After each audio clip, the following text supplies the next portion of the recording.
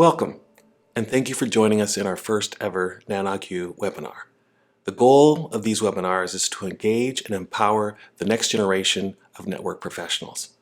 The NANOG community believes that working together, we can build the Internet of tomorrow. The problem is, in order to build the Internet of tomorrow, we need to engage the people of tomorrow. And that is the purpose of these webinars. So let me begin by telling you a little bit about the NANOG community and what we stand for and what we believe in. We are a community-driven nonprofit organization. Our roots date back to 1987 when Merit Network was tasked with re-engineering and managing the NSFNet. NANOG's original charter was formed in 1994. In 2011, the NANOG community voted for independence from the Merit Network. And NANOG is the first and is also the largest network operators group. So what does NANOG do? We put on conferences that showcase innovative educational content that aims to drive new solutions to network communities' greatest challenges, mentoring the next generation of network professionals, empowering those supporting internet access in underserved communities across North America, actively encouraging diversity and inclusion and collaboration within our communities. So what is our community? Our community is comprised of over 13,000 industry professionals and students. On average, 1,000 attend NANOG conferences. On average, we have 200 plus first-time attendees at our meetings. And we have people from 20 plus countries around the world participating within our conferences. So, Network Operator Group, what are they? Community organizations committed to supporting local and regional internet professionals, guided by the principle of an open exchange of knowledge and expertise, formed by network operators, engineers, and other experts in the internet community. Efforts that improve the quality and the availability of internet within our regions. So what's so special about NOGs? They're driven by individuals and not corporations, and all are equal. They're educational. Our presentations are technical and available to all. They're local, designed to focus on the needs within the individual's communities, and they're neutral, non-commercial, and non-political. So how can you benefit from being a part of a NOG? Well, you can learn current best practices from experienced industry professionals, obtain knowledge and training on the latest internet technologies, discuss current issues and challenges facing the community, form strategic business relationships, and form crucial peering arrangements. So here's a few resources that you should keep in mind that we have in our community. We have a mailing list. You can follow this URL to subscribe to our mailing list. We have conference presentations and tutorials that can be found on our YouTube channel. We have a whole section devoted to outreach, and in there you can learn about the programs that we have that are available to our community and those that are of particular interest to students. And then also you can find articles. We have a wealth of articles that are highlighting the achievements and the people within our industry who are making things happen. So here's some things that you might want to be aware of and some job facts within the industry.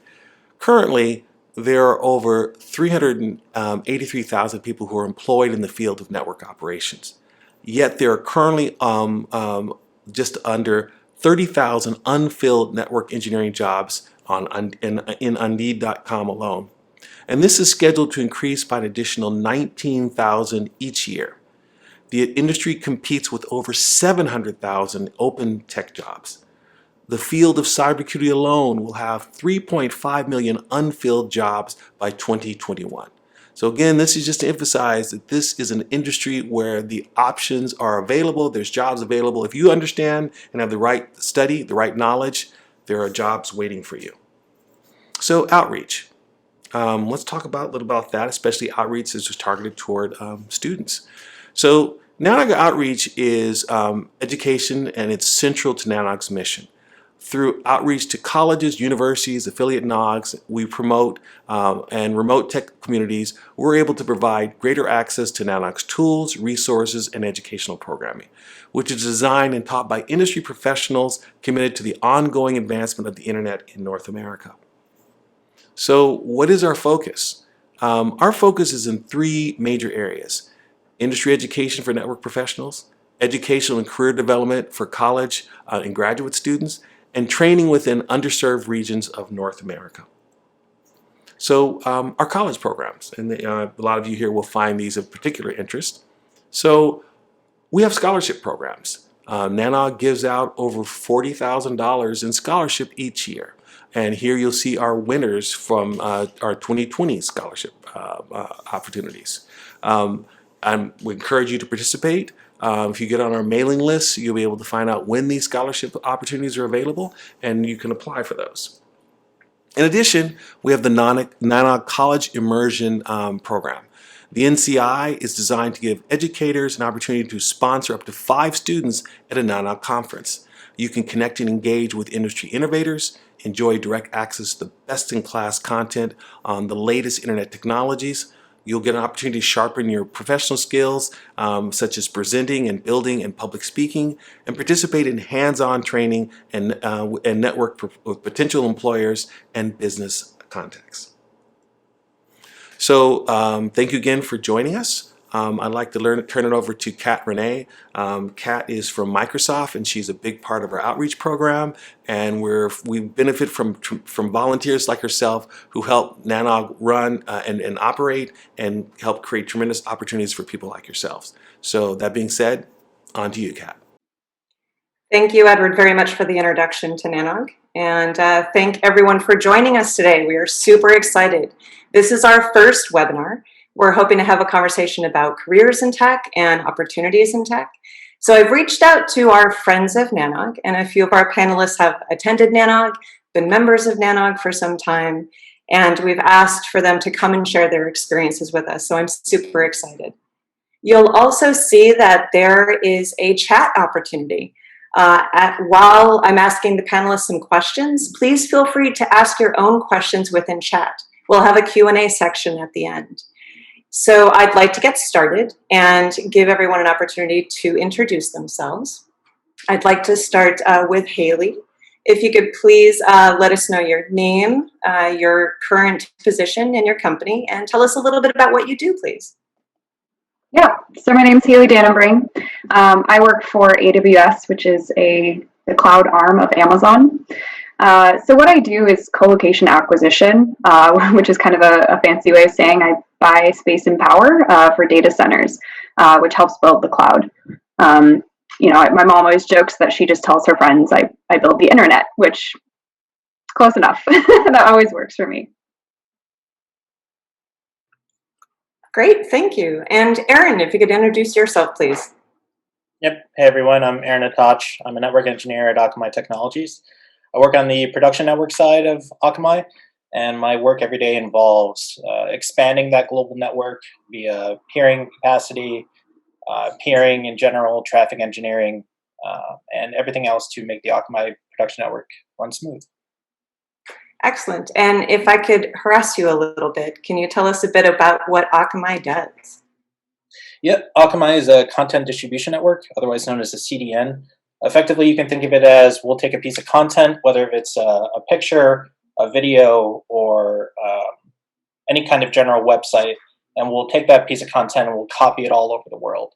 Then wherever you are in the world, we'll try and take you to the copy of that content that will load fastest for you.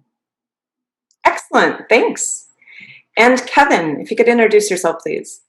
Sure, I'm Kevin Epperson. I work at Netflix, small streaming company. I manage a couple of teams. So I manage a network engineering group, and I manage a network planning and infrastructure acquisition group. My primary role there is really just to get out of the way so the smart people who work for me can accomplish great things. That's great, thanks. And Selva, if you could introduce yourself, please. Hello, everyone. It's great to be here. I'm Selva Kumar. I worked for Microsoft the last 12 years. Can't believe it's that long. Actually, it's pretty fast. In my current role, I'm part of a team which enables the interconnection between Microsoft network and external service providers, so that the connectivity experience for the end users, are much better for services like Outlook, Bing, OneDrive. So it's My title is interconnection specialist, but I like to call myself as internet plumber because pretty much you connect various pieces of network together. That's a great analogy. Some of us in the networking space do feel like plumbers. There's tubes everywhere on the internet. Right. Thank you, Selva. So let's start. Haley, would you talk a little bit about, well, first of all, do you actually have a computer science degree? And how did you end up getting into your role at Amazon? Yeah, so no, I don't have a computer science degree. I actually am a international studies and economics double major. So hilariously, not really anything related to what I do now. But I got into this industry because a friend of mine that I went to school with was working as a vendor for Microsoft. Thought I would be a good fit on the team, and so I joined that team. And that team essentially was supporting the role that I do now. So we did a lot of supplier onboarding, contract, like scrubbing through contracts. So a little bit more on the business side rather than on the technical side. And I was on that team for 3 years. And then, through that experience was brought on to the team that I had been supporting at Microsoft. And was able to kind of take a junior role and start learning more of the technical side of things, and better understanding, how the cloud is actually built. And that kind of led me to my current role. Great, thanks. It's I know through NANOG Outreach, we work with a lot of students. We have presented at different colleges, and you hear different stories everywhere that not everyone came through tech through their college or university computer science department or anything like that. So it's great to hear your experience coming from not necessarily a computer science degree. Yeah, absolutely. So thank you. Yeah. And Erin, can you give us a little bit of background as to, do you have a computer science degree and how did you end up at Akamai? I do, yep. I graduated from DePaul University with a Bachelor's of Science in Network Engineering and Security in 2018. And I more or less got into the field because my dad, when I was younger, was going to school for computer science. It was something that I was more or less looking to outsmart him on, so I went forward with that. And more or less, NANOG really opened the gates for me in terms of this was specifically the field that I wanted to go into, whereas before I was teeter-tottering on cybersecurity or network engineering. And just seeing the community and more or less the content at NANOG said that I wanted to go into the service provider realm. That's great. And how did you find Akamai as a company? I know that we joke it's one of the larger companies. You folks with CDNs literally grow the internet. But it also isn't as well known as, say, an Amazon or a Netflix. So how did you find out about Akamai? Yeah, I was more or less familiar with the company just because I'm a nerd in general while I was already in school. But then through NANOG, I was able to meet some people that currently or formerly did work at Akamai. And through making those connections, one thing led to another. And I started a summer internship between my junior and senior year that turned into full-time employment. That's great. Thanks for sharing your story. And Kevin, how about you? How did you end up getting into tech? Well, I don't have a degree in computer science to start with. I have a degree in business, and when I was getting my undergrad, the only option when I finished was really to be a consultant. And I don't like wearing suits, so I decided to stay and get a master's degree. I had a great internship at the time. So I went in for a master's in telecom, and that's kind of my background. That's great. And so with the business degree, and then you ended up getting, what was your master's in, if I could ask?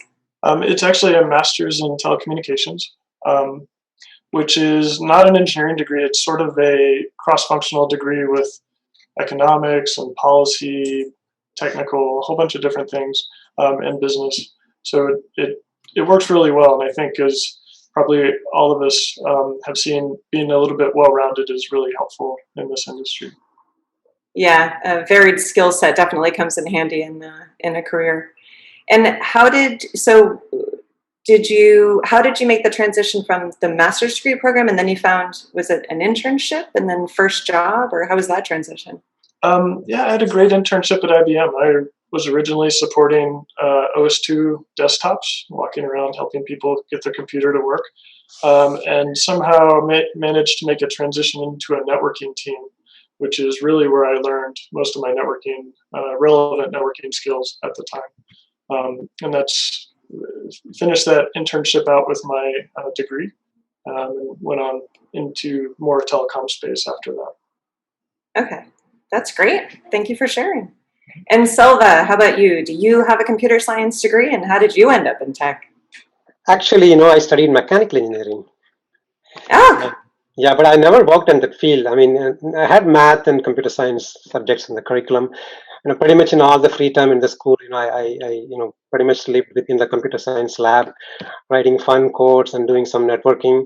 My first job, I basically saw some advertisements in the newspaper, for IT support engineer, basically a field engineer, go out in the field, install PCs, set up networks. So that's how, I started my job. But at some point, me and my friends, we came to know about these Cisco certifications. He was saying, hey, there is something called CCNA and CCNP. So, we thought we will pursue that path, and we enrolled in some training classes, and then, we got the CCNA and CCNP. So that's why, I just ended up in the networking field, basically. that's great. Thank you. Yeah, there's a lot of conversations we find around whether certifications can help get your foot in the door, Right. Especially if you don't naturally have, a computer science degree or necessarily a background in it. So it was great that you were able to combine a mechanical engineering degree and then end up in tech during the certification path, I guess you could say. Yeah. So that's great. Thank you for sharing. So our next question is, did you have anyone, whether it was while you were in school, during your internships, or when, like maybe during your first position in tech, did you have a mentor or someone who was able to provide advice or guidance for you? Haley, would you like to start? Sure. I would say there's so many, honestly. I really love being in this industry because the community is really strong. The NANOGs that I have attended, folks are overwhelmingly welcoming. And so that has led to quite a number of mentor figures, I would say, in my time here. I'd say the other big call out is that, in that first position, when I was working as a vendor for Microsoft, the director of the team at Microsoft, Dave Crowley, was a big proponent of bringing folks up through this pipeline from the vendor team up and through into his team and kind of developing them. And so he was a really good resource. Always happy to, if I was like, hey, I don't understand this, or like I've been routing contracts for cross connects for ages and I don't know what they are, and he sat me down and, went off and I learned all about subsea all of a sudden. And, so I think folks are really excited to talk about what they want or what they're interested in. And if you show interest in that, they're more than happy to kind of try to help you with that. I've also met a number of really amazing women. Sarah McComb is one of my coworkers when I was at Microsoft, and she's now at Amazon with me now. And she's been a fantastic mentor figure as well. So yeah, I kind of find folks everywhere, but I think that, everybody's so welcoming and happy to share information. That's great. Thank you for sharing. And I completely agree. There's tons of mentors, including a few that we share. Mm-hmm. And there's also, I love the fact that not only were you able to find mentors and you have a lot of support, but you also reached out and asked a lot of questions. So while you were a vendor, you were, what's this? What's this? And I find that working with interns in my position, as well as folks in college, the more questions you ask and seeking out people who can help answer those questions can sometimes lead to that mentorship or even that friendship, just having someone else in the field to bounce ideas off of. And I also find that throughout your career, you end up finding people at your company or at past companies where you have that friendship And that's always really helpful, and I think it's career long. So thanks for sharing. And Aaron, how about you? Did you have anybody who helped you out? Yeah, I would echo a lot of what Haley said about different conferences and NANOG and such. Really helping to build a community where you can make those friends, and as well hear different talks and such where these people become your mentors of what they know and what you've learned from them. Even further, my colleagues and friends from DePaul, it was for me as well part self-motivation and in tie with my friends from DePaul, as a lot of us were really just eager to more or less view like getting to, I think more or less we all knew that we wanted to have a job in more or less network engineering or cybersecurity, but there were a few of us that really wanted to possibly like do the best possible job that we can with our degree, and do all the extracurriculars to get possibly like one of the top positions upon graduation. And so some of that was kind of feeding off each other's will and motivation of just like this innate competition between us of just saying, who more or less can put their head down and really encompass themselves in all these different studies. And it was more or less because we really were inspired and wanted to have a big impact on the world and really wanted to hit the ground running once we graduated. That's great. It sounds like more of a competitive peer group of sorts, but in a positive way. Yeah, we would go to CTFs, hackathons together and such, and some of these were like team effort, others were more individual based. And so, more or less who's ranking at the top of the leaderboard is always at the back of our mind. Well, it sounds supported yet competitive. And can you give a brief explanation as to what a hackathon is, just in case some of the students haven't heard of one? Yeah, I'll emphasize that it was definitely a supportive environment. So hackathon more or less is some sort of event where people will come either as students or people that are active professionals in the industry to more or less over a few days or possibly just one day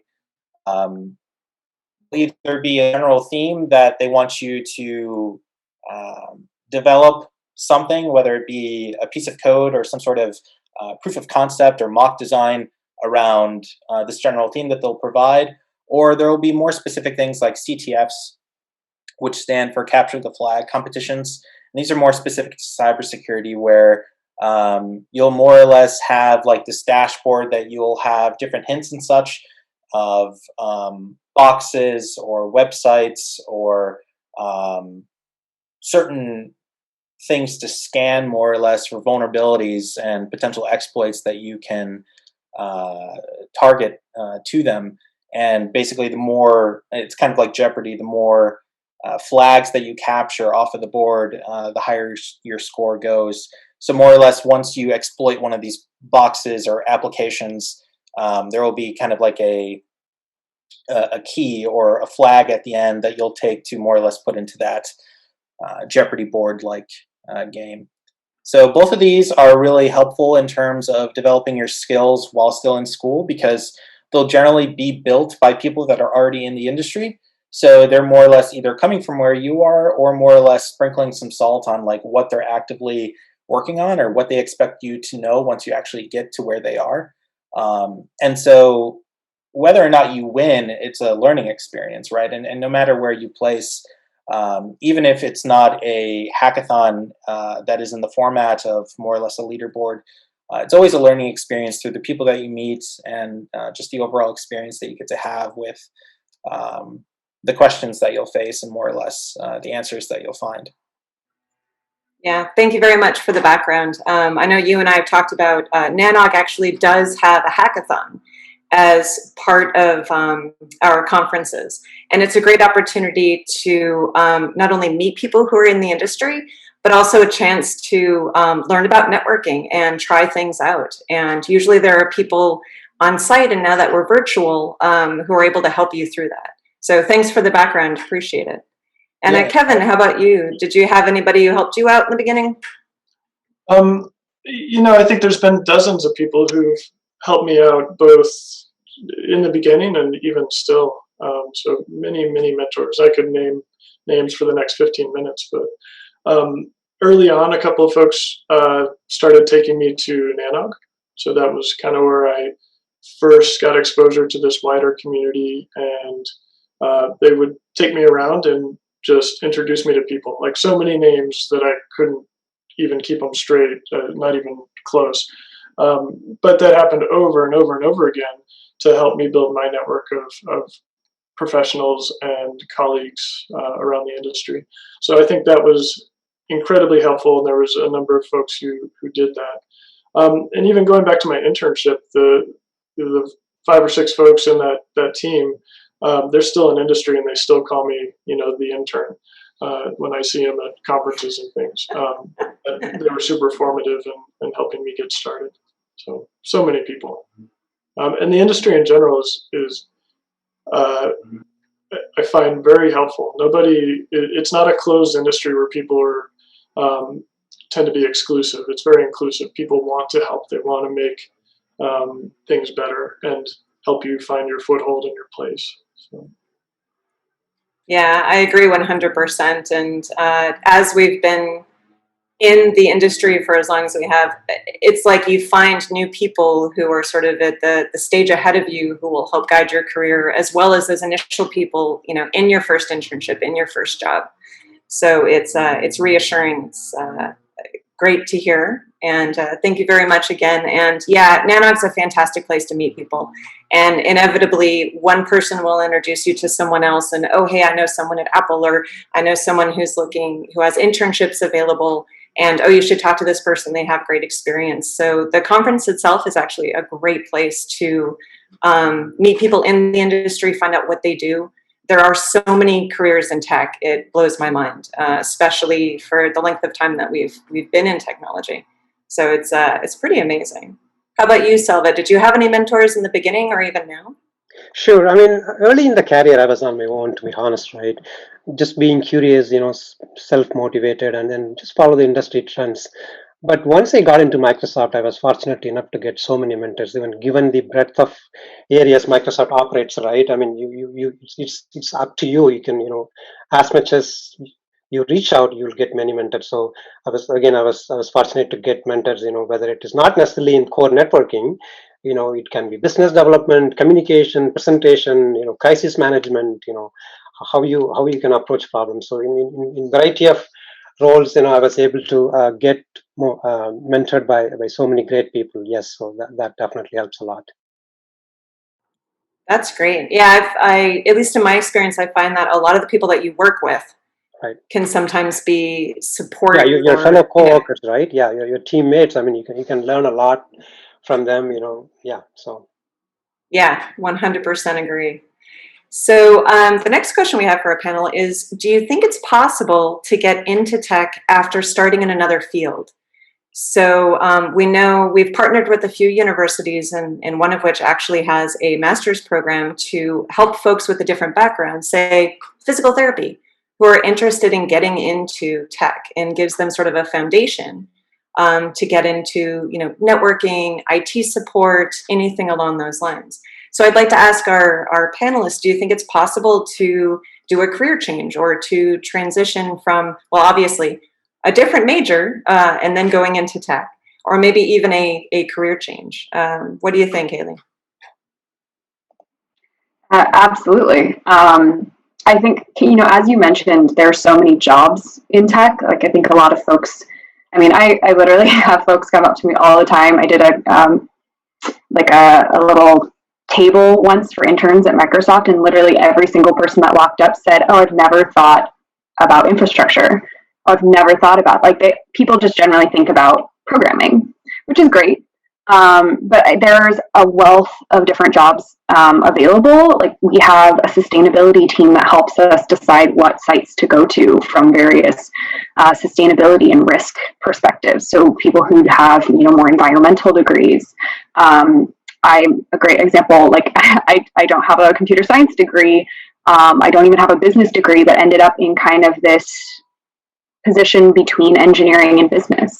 And it's honestly one of my favorite things about meeting people in this industry is finding out how they got into their current role. I have yet to basically find anybody that has the same path. I know people who have done communication in the Navy. I know folks who, looked at a listing in the paper and saw a security job for a data center, and then one day were asked to help out with some, cross connect work, and then got their way, made their way up into network engineering. I know people who were lawyers before. There's just such a plethora of different options. I think it can get a little overwhelming with that many options, but I definitely think it's possible to make a career change. Yep, 100% agree. Thanks. How about you, Aaron? 100%. Yeah, without a doubt. My program alone, that was an undergrad program, half of every single class were more or less adults returning to school, and half of that group were, from my perspective, people coming from the military to use forth their GI Bill and the benefits within it. But then the other half were just people coming from all walks of life, just saying that they had the means finally to go to school, and this is what they wanted to do. And then if school is not within reach for you for whatever reason, if you have an internet connection, it really helps. Everything is really at your disposal at online, whether if it's certifications that you're interested in achieving, YouTube videos, whether if it's NANOG videos from our past conferences, or any of the other plethora of information involved in our industry, you're going to be able to find it. And there's just so much information out there at your fingertips that if you're determined and persistence is at the top of your mind, without any doubt. Great, thank you. And Kevin, what's your opinion? No, I'm just kidding. Yes. But, I think most people change careers at least once or twice in their lifetimes, period. I think you just have to be curious and motivated, and it is absolutely possible. I also have to say that I appreciate folks who come into our field with a different background, because I think that brings a diversity of thought that makes teams richer and makes them think in different ways. So I absolutely think it's great when folks have a different background or have changed careers at some point. Yeah, I agree 100%. It's I know people with different backgrounds who I work with on different teams, and it's the diversity of thought makes such a huge difference. Because if you have 5 people on a team that all think the same, your team's too big. But having different backgrounds and different opinions and really helps, especially when you're trying to solve problems or trying to troubleshoot issues. It's good to have a different perspective. So that actually brings me to a question for you in particular, Kevin. So you stated that you manage these different teams at Netflix, but I understand you also are a teacher. I am. So I teach at the University of Colorado, but I'll give you a little prelude into how that happened. It's a bit of an embarrassing start, like a lot of things. But I graduated, as I mentioned, with this master's in telecom in the late 90s. The program was really not geared towards TCP/IP or the internet. We learned a little subnetting, but mostly it was transmission and kind of lower layer stuff. So not super relevant as the .com boom was starting to boom, and some of those skills weren't as in demand as kind of internet skills. But to be a little bit candid, I wasn't really a model student. I might have skipped a few classes, taken a few naps during lectures, things like that. But I had that great internship, and I was learning some great and relevant networking skills in that internship. When I graduated, based on those internship skills, I went to work at Level 3 Communications, and we were trying to hire more network engineers for our team. So I interviewed a lot of the candidates that were coming out of the program that I had graduated from, and they didn't have the right skills. They didn't have the benefit of maybe the internship that I had. so it wasn't great. And like any young adult just out of school, know-it-all, I kind of ran my mouth about the lack of skills in some of those candidates to a friend, not realizing she worked for a professor that was actually in that program. So a couple weeks later, is late in December in 2000, I got a phone call, and I immediately kind of recognized this really distinctive voice of my former data communications professor. And the first thing that came to mind is like, he's calling to get my diploma back because he finally figured out who that kid was who used to sleep in the back of his class. But the reality was actually worse. He didn't want the diploma back, but he had heard that I'd been bad-mouthing his students from this friend. And he kind of wanted to know what skills I thought they needed. So I rambled off acronyms, BGP, OSPF, whatever. And he listened for a while, and then he concluded the call by telling me that I should pick out a textbook because the class that I was teaching started in January, which was a couple weeks later. Surprise. Which was absolutely terrifying. I didn't sleep for weeks. So since then, I've taught roughly 35 instantiations of a couple of different courses around network engineering and operations. And it started off rough. I was not a great professor to begin with, but I think it's gotten better.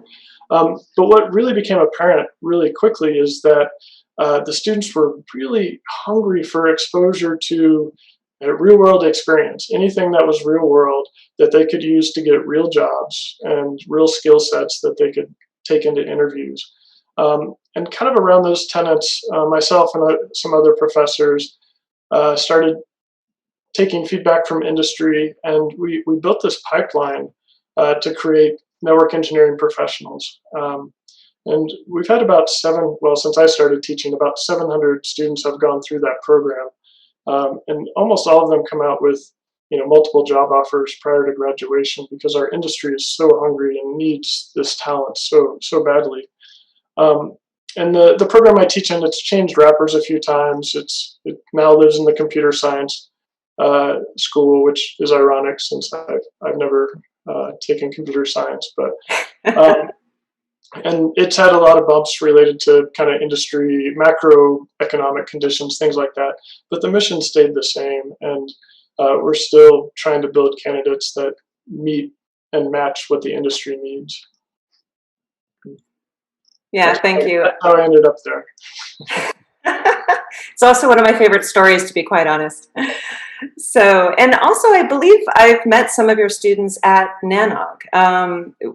Did they attend as part of the college immersion program, or Yes. how did that work? So back some years ago, I helped Dave Temkin with who was the NANOG director at the time or something, figure out how to get the NANOG immersion or college immersion program going, and kind of help put the guardrails around it of like, what do we do? What do we recommend for the students? Things like that. And I think my college has sent probably 35 or 40 students over the last couple of years to various NANOGs, and I know that other colleges are participating as well.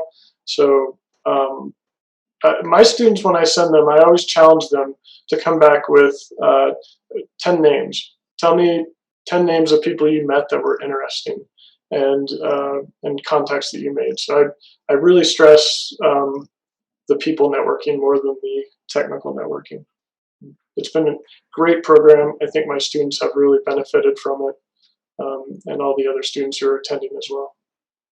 Yeah, it's one of the reasons that NANOG is really looking to grow our outreach program in particular, is that we have spoken to students who have attended, such as the students that you helped mentor, basically, as well as a lot of the students afterwards who come back and say, oh, it was this great conversation that I had in the hallway with so-and-so from Apple, or, oh, I really learned a lot when I had a chance to speak to this person. And it can be a little intimidating, but there are a lot of people in the community who love meeting the students and talking to them about their experiences and what they do for a living. So it's a great opportunity. And thanks for giving a little bit of background. And it's interesting also because if there are different colleges, on the webinar now, please feel free to email us at outreach@nanog.org. We're looking to build these relationships with different colleges. We would love to see more and more students attend NANOG. We need to grow. We need more network engineers. We need more people in tech. The internet's only growing. And we love helping to make those connections as well as to help educate. We will be putting on these webinars. We're hoping more often. There's a DNS tutorial coming out. There's a BGP tutorial that Aaron is going to be giving in a couple of months. So we're super excited about that. And if there are tutorials or topics that you're interested in, again, please email us at outreach@nanog.org. So we're going to continue with some of the questions. If you have questions for the panel, I encourage you to type them into the chat. We'd love to share more with you. So Selva, circling back a little bit, do you also feel that you can get into tech coming from a different background? And also, what's some advice that you would give to a student today? Yeah, sure, Kat. I definitely believe 100% that you can get into tech, without a computer science related education. In fact, a couple of years back, in my previous group, I had a coworker who was actually an ice road trucker. He used to drive trucks in Alaska, right? Oh, wow. Yeah, he was an excellent program manager. So one day he decided that he no longer wants to drive the trucks, winter everything. He enrolled in a boot camp, and then he did some project management certifications, and then subsequently he joined that company as a vendor. He was excellent program manager, and then that's a very clear case example of as long as you have that mindset to go after what you want, and you can definitely do that. So it's absolutely possible. Yeah. Yeah, that's great. And how about for today's student? Do you have any advice that you would give them? Sure. I mean, with the scale of cloud networks, automation is very crucial, right? So we are talking about thousands of network devices in network. No longer, it's. I mean, earlier we used to have 2 routers, 5 routers, 10 routers. Those things are gone now. We are talking about thousands of devices, right? So in order to manage that, I mean, manual steps are not going to scale. Whether you're talking about installing the new devices, whether you want to do a code upgrades, whether you want to roll up hot fixes, whether you want to roll back the changes, whether you want to do traffic engineering, automation is key, because you literally have minutes to roll out those changes. So I strongly urge the students, basically, you need not be a full stack computer science developer, right? But at least you need to ensure that you have appropriate automation skills. It's as good as learning Python, basically. So that's very much needed for today's network engineers. So you need to be proficient in automation. So I ensure my advice will be, if you don't have that skill already, please go and get those skills. That's going to be very much required. Yeah, network automation is definitely a big topic. We're finding the presentations that we're looking at for NANOG, there's a huge demand for automation. A lot of companies are looking how to automate the configuration of the routers and the switches, like you discussed, Selva, because the growth is huge. And it's about efficiency and scale and that type of thing. So automation is definitely a good skill set for our future network engineers. It's all about software-defined networking now. I mean, you will hear that term again and again, SDN, right? It's all about network automation. So. Yeah, agreed. That's great advice. And Haley, what do you think? If you were a college student today, what do you wish you knew? I wish I knew this industry existed, to be honest. Like I said, I went to school for international studies and economics, and coming out of that, like I remember I went to a career fair and they were like, well, what do you want to do? And I was like, I don't know. Like, I could go into the CIA. Like, they had all these options. Like, you can go into the CIA and legal and all of this, all these different directions, but tech had never crossed my mind. And I would say that, like, my recommendation to students now is try to reach out to somebody who works in tech and ask them, what jobs do they interact with? There's so much more than just a network engineer. Not saying that that's a bad thing, but like there's so many different things, right? There's sustainability, there's almost anything that you're interested in. I think that there's some aspect of that involved in, the infrastructure side of the cloud. And so I definitely encourage folks to utilize resources like NANOG, other groups that are out there that are, trying to get folks into tech. And, buy somebody a cup of coffee, ask them about their job. I think my biggest thing in school is I didn't know what jobs were out there. I'd never even thought that, buying space and power for a data center was a thing. So. Yeah, that's great. And it's true. There's a huge amount of jobs in tech, not just in network engineering. Yeah, the other thing that I will add, sorry, Kat, is just, also, exploring different companies. Like everybody knows the Microsoft, Netflix, Google, Amazon, Akamai of the world, like, those top big companies, but there are so many different other ways to get into the industry. But keep an eye out for all of those options as well. Because, that might be your foot in the door. Yeah, that's actually an excellent point. And Erin, I see you nodding your head. Yes, you don't need to work for a big company. How about you? What's your advice? Yeah, conferences are definitely, I know during the pandemic, that's more or less, they're all virtual or not happening. But hopefully once we're over the pandemic, conferences are huge. They'll help you explore, find your fit, find your place and where you want to go with your degree. Specifically for me, I was going to both cybersecurity conferences and NANOG. I didn't even learn about until my junior year. I definitely wish I'd learned about sooner.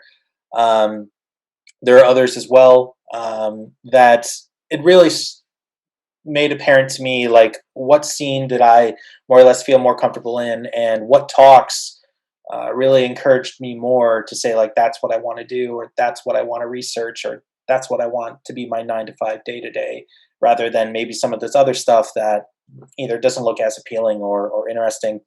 And then on top of that as well, hackathons and CTFs again, they'll help you gain experience and as well, more or less see what people are working on in the industry real time, or at least hopefully they will. Again, the NANOG hackathon, great place to come and show your skills. And then as well, certifications. They definitely do help get your foot in the door. And most schools, they're either not going to have a network engineering program, or they'll have a comp sci degree with maybe like a couple networking electives. This makes it, somewhat challenging for you if this is really like the niche that you want to hit. So there are certifications out there provided by vendors and other third parties that, depending on the hiring manager, they may look at that as a requirement, or they may just say that that's optional. But either way, it helps get your foot in the door. And then, of course, just attending NANOG, virtual and in person. The community is just amazing, and as well the learning experience that you'll get from it. Yeah, I agree 100%. And that actually ties into another question that I have for you, Erin, since we've actually been friends while you were transitioning from, student intern and into your full-time position. If there's a student on our call today who sort of feels like, okay, great, like even with the certifications or even while I'm looking for internships and jobs, how do I get the experience that these jobs are looking for? Like, would you have any advice for that student? Yeah. So unfortunately, it is more or less become the norm for internships to more or less be highly encouraged, borderline requirements for kids that are specifically going into school and saying that I want to go into comp sci or like work for one of these big tech companies and go into their either software engineering or network engineering areas, where what will happen is, in your summers in between school or even during academic year, these companies are looking to more or less pull in kids compensate them. And then as well, it's not only a learning experience for the student, but as well for the company that you're interning for. It's an opportunity for them to see like where you are at with your studies and would you be a good fit afterwards. Nonetheless, as well, you're already getting experience of what it's like to work for that company in real time. You're going to be ready than any of your other colleagues that are more like up to speed with their operations compared to any of your other colleagues that did not intern for them but are graduating at the same time. But they are more or less, you're subjected to either applying online, right, through a web application where you're going to be in the mix of 1,000 other students, or engaging NANOG, this community, and other conferences and other mailing lists and such can really help. Not saying to necessarily come to these conferences only for that purpose, but just the people that you'll meet, the connections and such. One thing leads to another, and whether if you look at it as a good thing or a bad thing, luck is definitely part of the equation. And so anything that you can do to enhance your chances of knowing somebody who knows somebody for a company that you really want to work for, and then coming with that background of, hey, while I was in school, I was actually already working in the industry. It really helps because, you're already ahead of the ball compared to any of the other people that are graduating at the same time as you. Yeah, that makes a lot of sense. And back to sort of circle back on Selva, your point of the truck driver in Alaska who ended up going into being a program manager. And Haley, your point about how you started as a vendor and then ended up, getting into Microsoft that way. You don't necessarily need to get that initial job as a network engineer or a network analyst or something along those lines. There are different avenues to come into computer networking and also into tech, I think. And Kevin, what do you think as a professor and also as a manager of a network engineering team? Do you have any advice for our students today? Be able to draw the internet on the whiteboard. How do you mean? Do you have a whiteboard? You can give us an example, or no, I can't do it. But I'm definitely looking for that. It's also on the final exam for my class. Okay. But do what you're passionate and curious about. It doesn't have to be what your professor or your parents or other influences are pushing on you. Find that thing you're passionate about, and if it's networking or computer tech or whatever it is, then that's great. You should pursue it.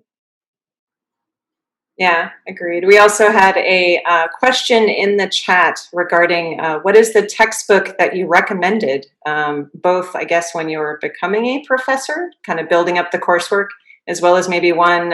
So have you written a book yet, Kevin, or are you working on one? No books in my future. Sam Halani's book, BGP Internet Architectures, or Internet Architectures, I think, is the BGP textbook. Yep. And then for years, I've used Jeff Doyle's Routing TCP/IP Volume 2. So those are the two textbooks that I use. And a few other, and a lot of other associated readings. So there you go. Yes, and going back, I love your point about finding what you're interested in and what you're passionate about, because that doesn't end in college. You end up taking the classes that you're interested in and hopefully major in what you really want to, get, what you're passionate about, what you're interested in to follow through. But through, at least I found in my career, my interests have changed as I've started learning about other people's roles and what other teams do. And, oh, hey, that's really, the fiber engineers that I'm working with right now. I find myself setting up, a 30-minute call with them to say, hey, can I learn more about outside plant fiber coming into our data centers? Because I find that really interesting. So you never stop learning in your career. So, college is great, but also as you're getting that internship, to your point, Aaron, or you're starting to meet people as you're attending the conferences, pick people's brains, ask questions, learn what they do. The other thing we recommend when we're presenting about careers in tech at universities is we say, talk to not only your peers, your teachers, the teaching assistants in your classes, your friends' parents, your friends' aunts and uncles and cousins, and what do people do for a living? What kind of jobs do they have? Because the more you hear about what people do, the more it kind of helps you brainstorm a bit about what you want to be doing. So Selva, I'm going to pick on you next and say, do you have any good advice for someone who is a student today who's trying to figure out what they want to do?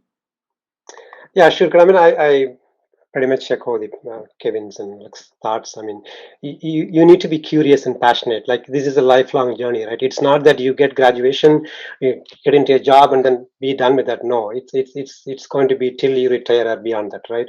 So you need to have that curiosity, follow the industry trends, and then always fine tune yourself. You need to always course correct yourself, right? Otherwise, you are going to become redundant.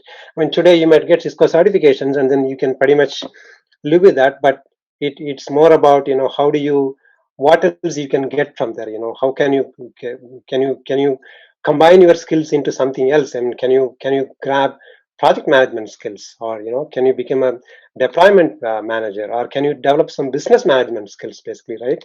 Because you need to have a combination of all these things to be successful in today's world.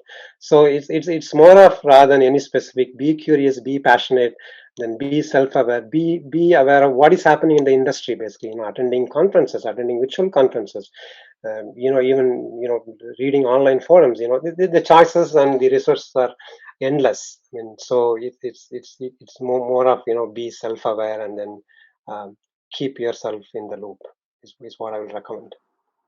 Yeah, continuing to grow your skill set. Right. Most definitely. Yeah, staying relevant. Right. Yeah, Thank you. Right. So you also said something interesting where you're pursuing interests and passions. And in working with students, one of the things I find is students think that your job has to be what you're passionate about, and it has to sort of encompass everything, and that you don't necessarily have a chance, because you're working, to pursue other things, that aren't tech.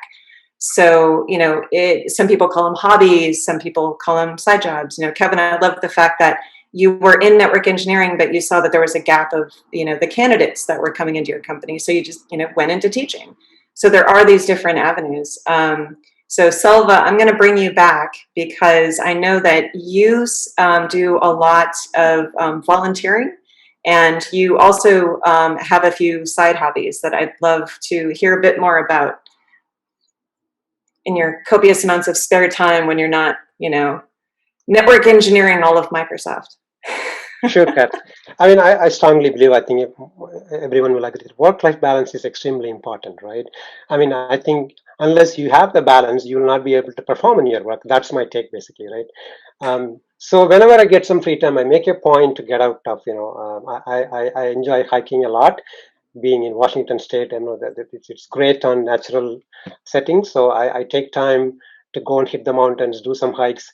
I also picked up photography along the way. So those two are my passions. I ensure that here and there I get some time, because that's extremely important to keep your work life going on.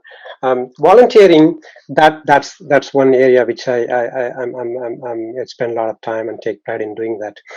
We have a local organization. It's a non-profit organization which teaches kids about the Indian culture, traditions, language. So many years back, we have enrolled our kid, my daughter, to that institution. Over the weekend, they teach about 3 hours in Saturday. So I ended up meeting a lot of folks over there, and then the kids there were ranging from 5 years to 15 years old, basically, right? So they had like programming classes. They had various. They recreate various Indian festivals, everything.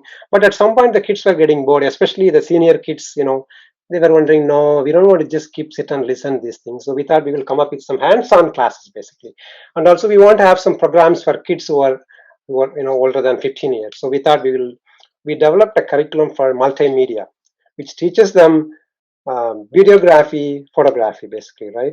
So there was a lot of interest, and we started coming up with a proper curriculum of taking them from A to Z about the various aspects of these technologies, and then we ended up using them for in-house productions. Like, they will go and shoot all the classes, teaching. They will go and record all these festivals.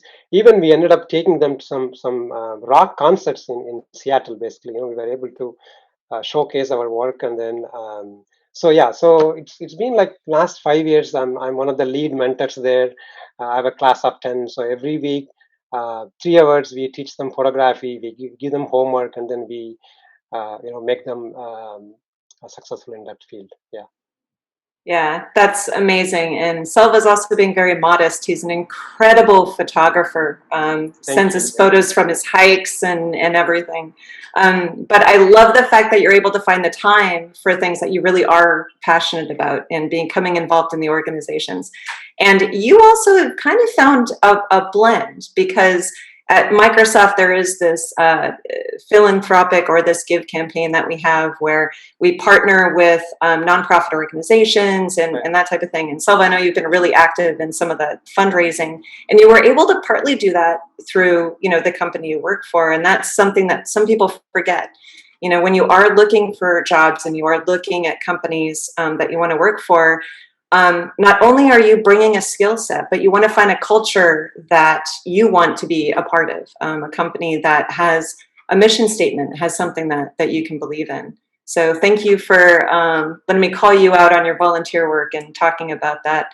And thank you. I'm actually going to switch to Haley, because you've brought it up a couple times about sustainability. So I'd love to hear how you've been able to bring that interest in.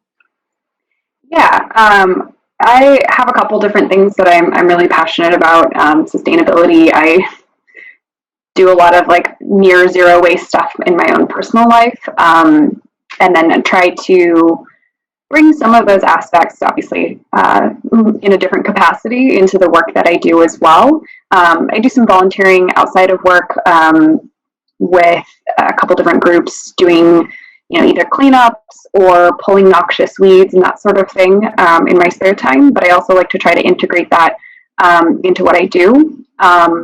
For the work that I do specifically, usually there's a heavier emphasis on sustainability for the large hyperscale data centers. Obviously, those are a bigger impact. And the data centers that I work on are actually in the edge. So they're much smaller. They're usually owned by a landlord, and we rent space and power from them, similar to renting an apartment almost in a co-located building.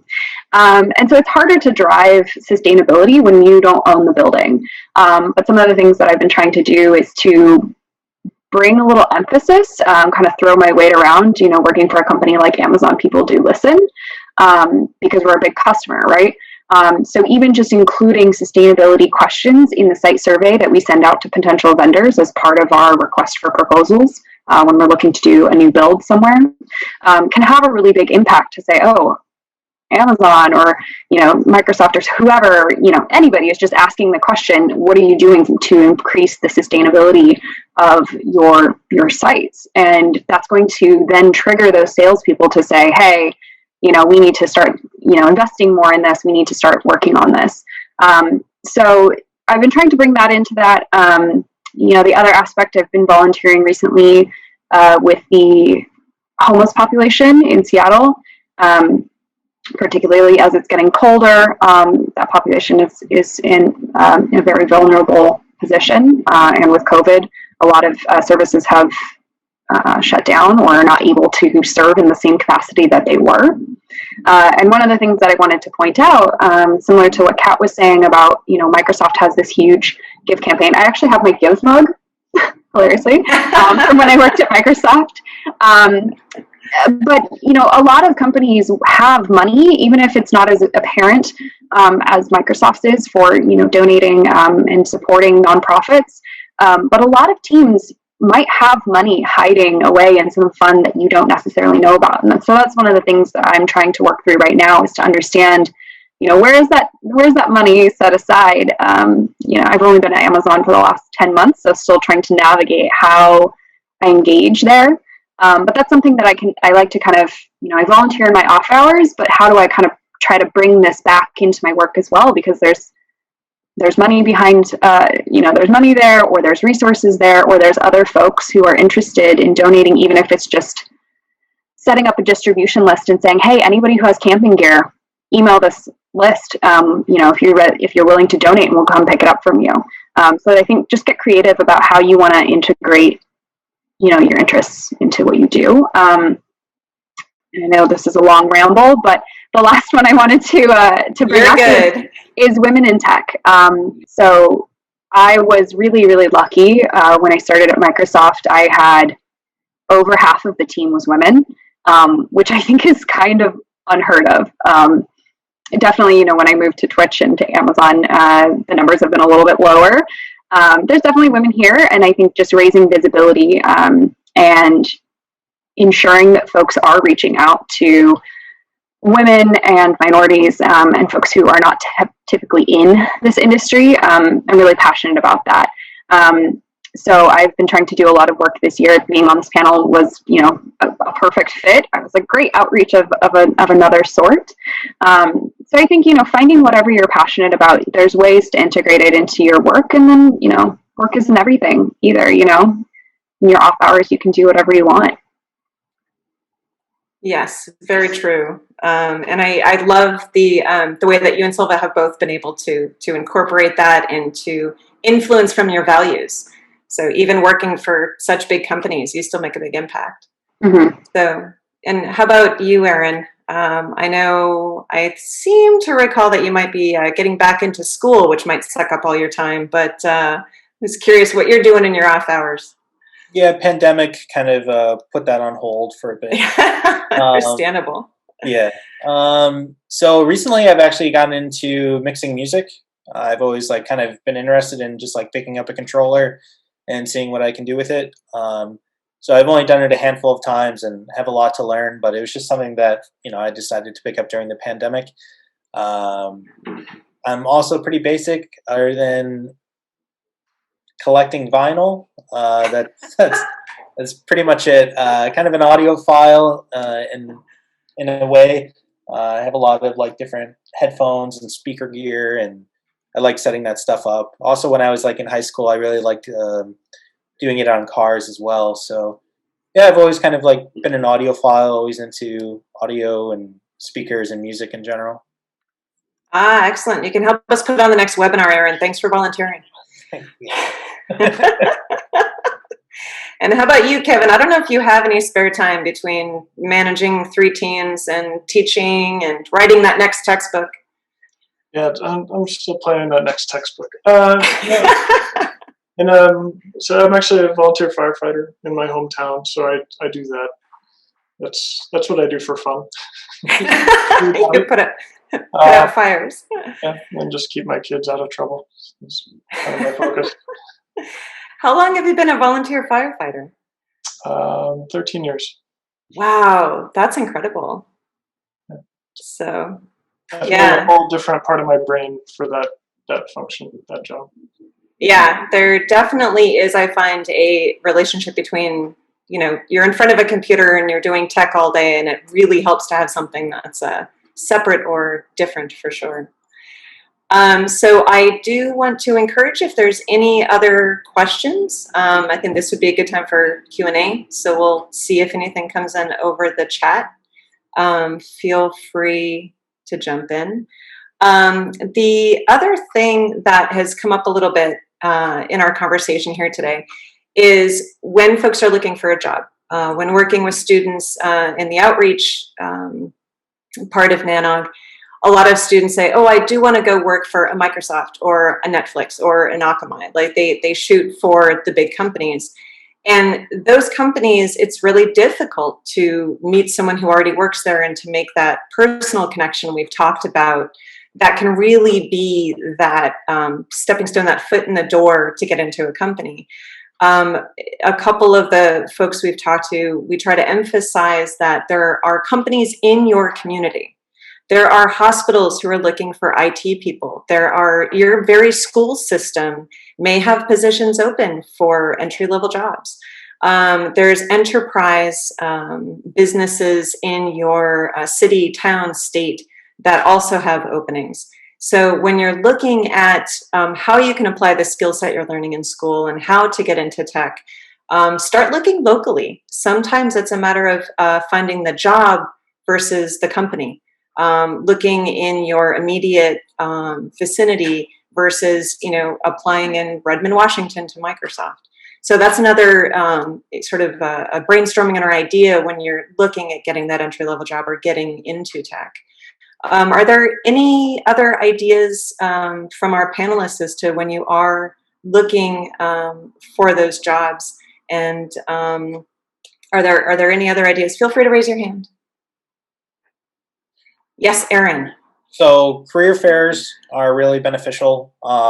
If somebody like Facebook, Google, whoever comes to your school, the chances of somebody actually looking at your resume goes up exponentially. And as well your chances of an interview. Generally those are for internships, but as well for seniors on their last year. The other thing would be just making sure that you're staying up to date with industry trends and knowing those buzzwords to be prepared to answer questions if they were to be addressed to you in interviews.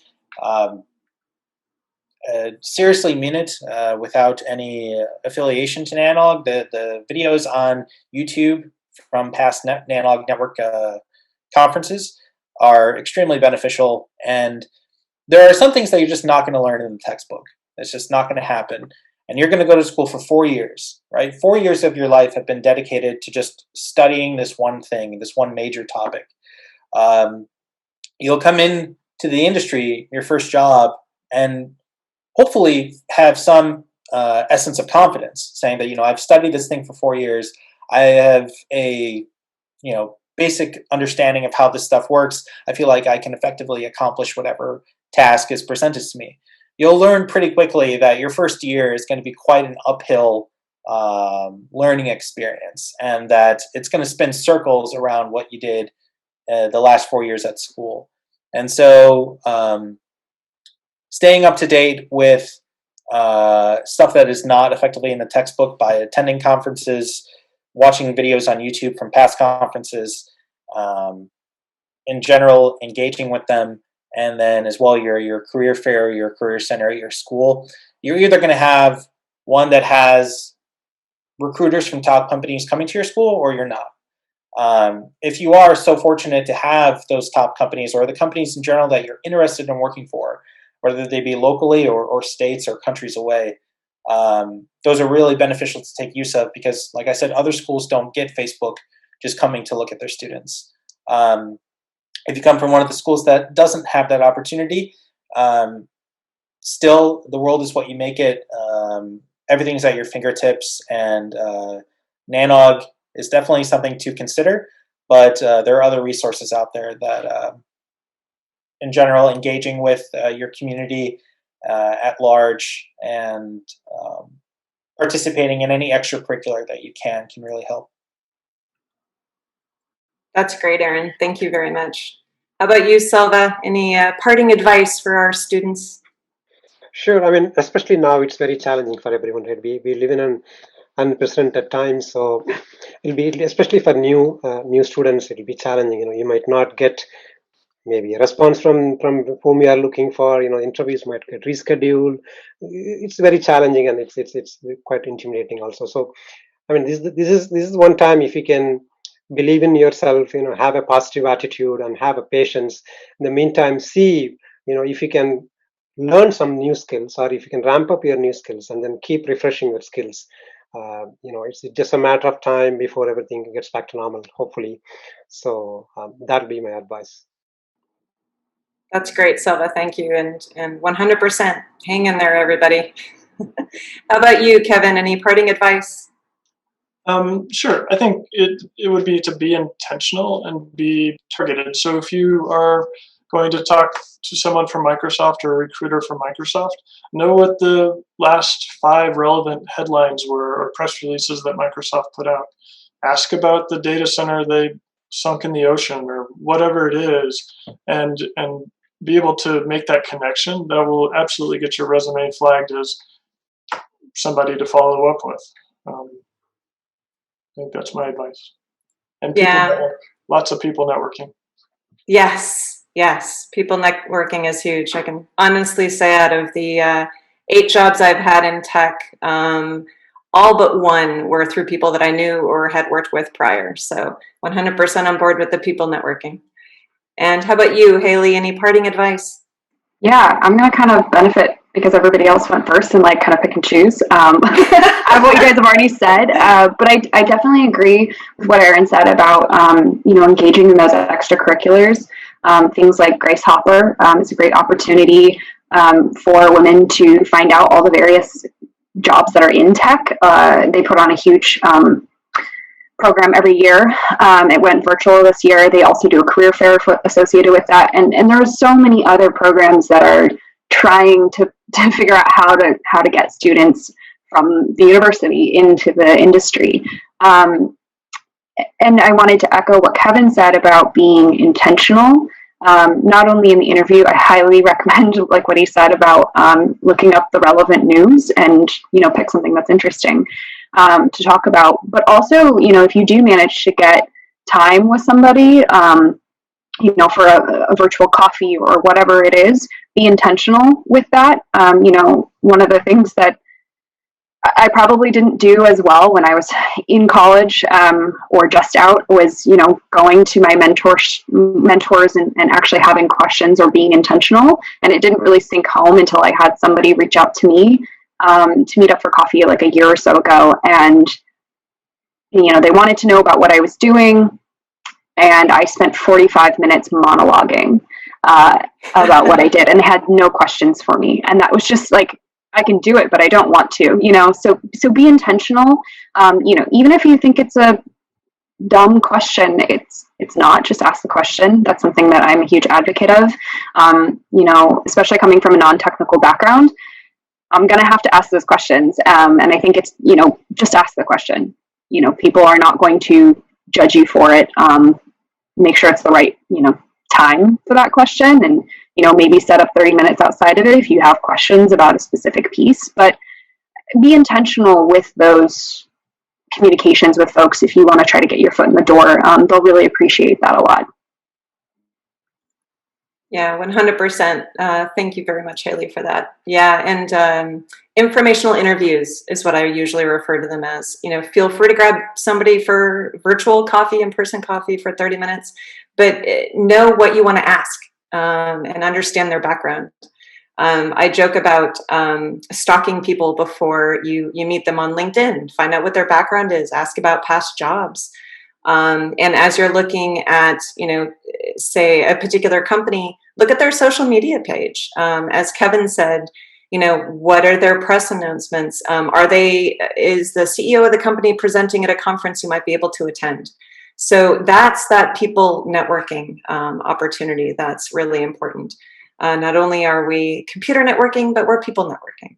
So thank you to our panelists today. We greatly appreciate your time and your busy lives. Thanks for joining us. It's great to see everybody. And thank you so much for attending our first NANOG webinar. Yay! NANOG U! And I'm going to cut over to Edward. Thank you again, everyone, for your time today. And echoing Kat, thank you all for participating. Thank you all to our panel. It was really informative. I enjoyed it, listening to the whole thing. I'd also like to add that if you want to get connected, become part of the NANOG community. Join our mailing list. Join our email list. Stay on the list, and if you sign up for this conference today, we'll be sending you out emails of upcoming conferences, and there you'll be able to connect with other people and kind of build your own resources to get engaged and look at job prospects. We're going to be in the first of the year offering a forum that will allow you to get engaged even further within the NANOG community. And then also in February, we'll be having another virtual conference, NANOG 81. Join in, become a part of that, jump in the chat. You'll get a chance to meet people. It's a good way to network and become part of the community. So that being said, thank you all for attending. Hope you all have a wonderful rest of the day, and we look forward to seeing you in our next NANOG U webinar. Thank you.